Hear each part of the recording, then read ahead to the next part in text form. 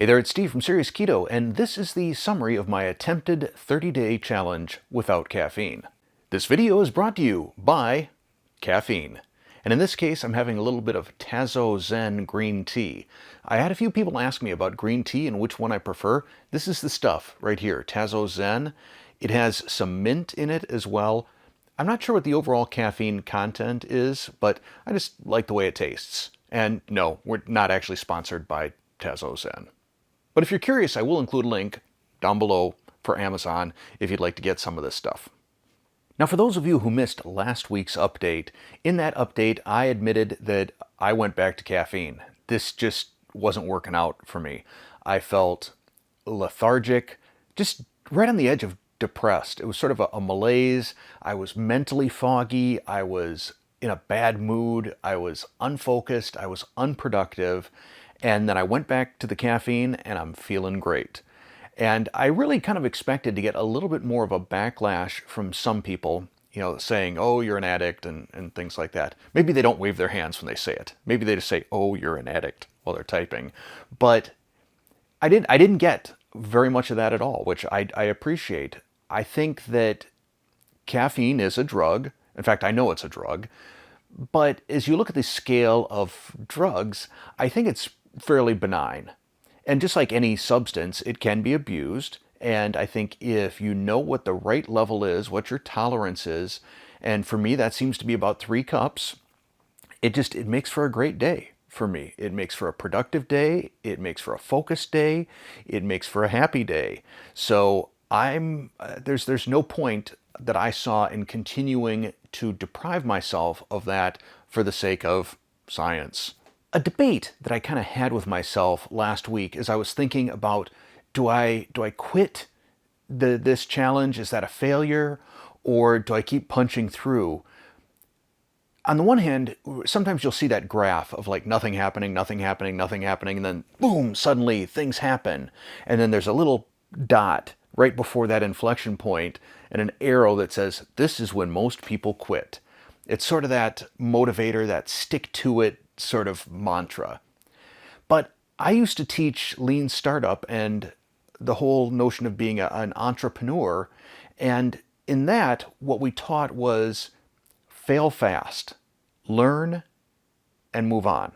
And ultimately, I felt that's kind of what I needed to do. I spent 3 weeks going no caffeine, and it was a fail for me. So I failed, if you want to use that term, and I learned. So let's take a little look at the data that I have and just see what did I learn, if anything. Because when I started these monthly challenges, my goal was to make this a year of improving myself. And if something wasn't going to improve me, if it wasn't going to improve my health, if it wasn't going to improve some facet of my life, then it's sort of a waste of time. And I don't want to waste my time nor yours. So, taking a look, first off, the thing that I couldn't get a lot more data on is blood glucose. I had mentioned an odd thing that I had noticed since quitting caffeine, which is a lot more pronounced dawn effect on my blood glucose. So my blood glucose was going a lot higher in the morning and staying higher until noon, even 1 p.m. And I saw this consistently over the course of about 3 weeks. I'm on a new sensor right now, a new continuous glucose monitor, and it's reading way high. Let me just show you some numbers here to give you an example of how off the readings are on this sensor, because I always check my sensor versus blood glucose, and when I was reading high before for the dawn effect, that was legit.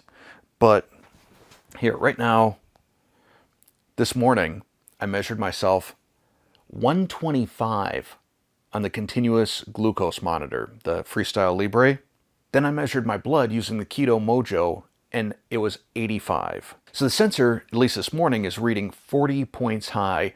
And really over the course of the last week, I've noticed that the sensor has been running about 30 points high.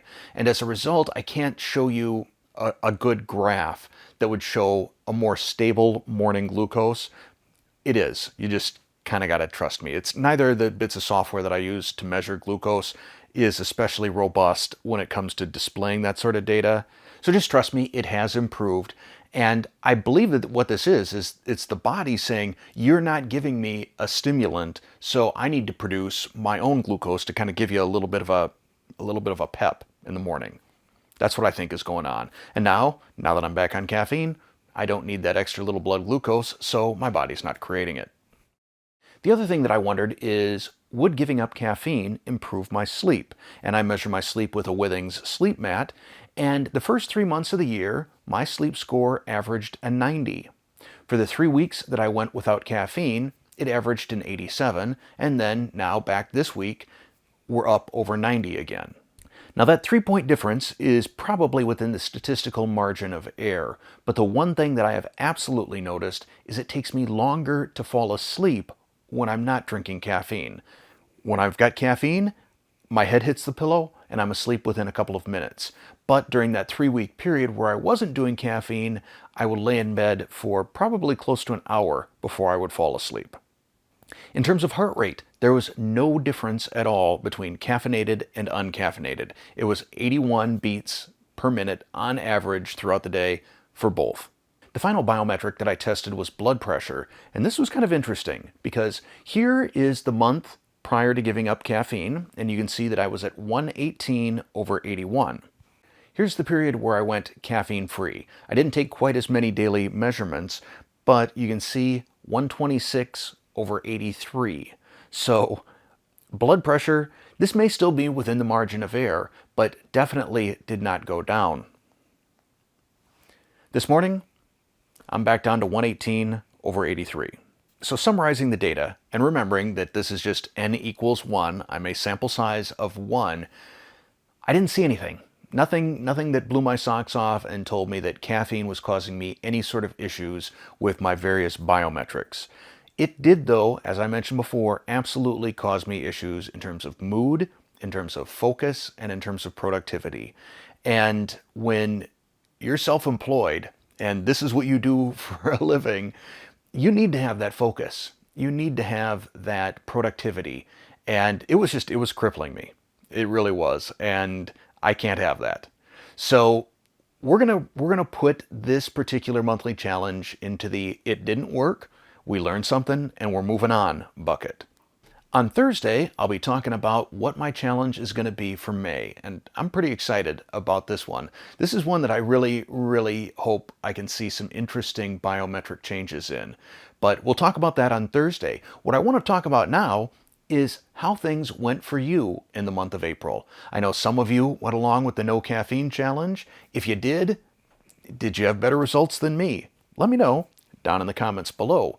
Also, for those of you who did other challenges, and I know a lot of you were doing some physical challenges, some body weight exercises, things like that, I would love to hear how that worked out for you in case I decide to do that as one of my challenges in an upcoming month. So, thanks for sticking with me on this no caffeine thing if you did, or at least coming along for the ride and watching, and we'll see you later. Thanks for watching.